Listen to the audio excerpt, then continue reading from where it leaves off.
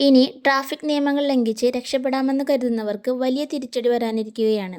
ആവർത്തിച്ച് നിയമലംഘനം നടത്തുന്നവരുടെ driving licence പുതുക്കാൻ ഇനി വീണ്ടും ഡ്രൈവിംഗ് ടെസ്റ്റ് എഴുതേണ്ടി വന്നേക്കാം. അതെ, കേന്ദ്ര സർക്കാർ വലിയ നിയമ ഭേദഗതിക്ക് ഒരുങ്ങുകയാണ്.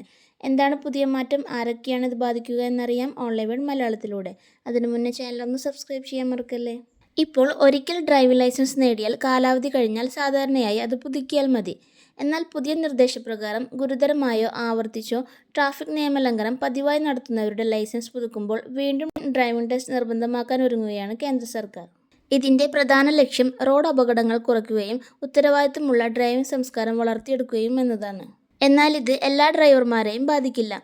സ്ഥിരമായി സ്പീഡ് ലിമിറ്റ് ലംഘിക്കുന്നവർ, അപകടകരമായി വാഹനം ഓടിക്കുന്നവർ, സ്റ്റണ്ട് റേസിംഗ് നടത്തുന്നവർ, മദ്യപിച്ച് വാഹനം ഓടിക്കുന്നവർ, ആവർത്തിച്ച് ട്രാഫിക് ചട്ടങ്ങൾ ലംഘിക്കുന്നവർ, ഇത്തരക്കാർക്കെതിരെയാണ് ഈ കടുത്ത നടപടി സ്വീകരിക്കുക.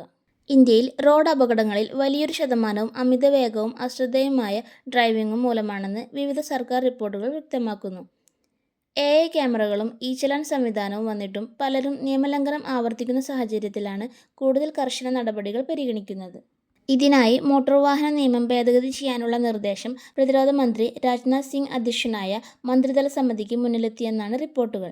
ഈ നിയമ ഭേദഗതിക്കുള്ള ബിൽ വൈകാതെ പാർലമെന്റിൽ അവതരിപ്പിക്കും. നിങ്ങൾ ട്രാഫിക് നിയമങ്ങൾ പാലിച്ച് വാഹനം ഓടിക്കുന്ന ആളാണെങ്കിൽ ആശങ്കപ്പെടേണ്ട കാര്യമില്ല.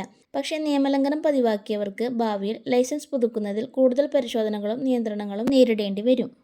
ഈ പുതിയ നിയമം നിലവിൽ വന്നാൽ റോഡ് സുരക്ഷ വർദ്ധിക്കുമോ, അതോ സാധാരണക്കാർക്ക് കൂടുതൽ ബുദ്ധിമുട്ടാകുമോ? നിങ്ങളുടെ അഭിപ്രായം കമന്റിലൂടെ അറിയിക്കൂ. ഇത്തരം ഏറ്റവും പുതിയ സർക്കാർ നിയമങ്ങളും വാഹന സംബന്ധമായ വാർത്തകളും ആദ്യം അറിയാൻ ചാനൽ സബ്സ്ക്രൈബ് ചെയ്യാൻ മറക്കല്ലേ.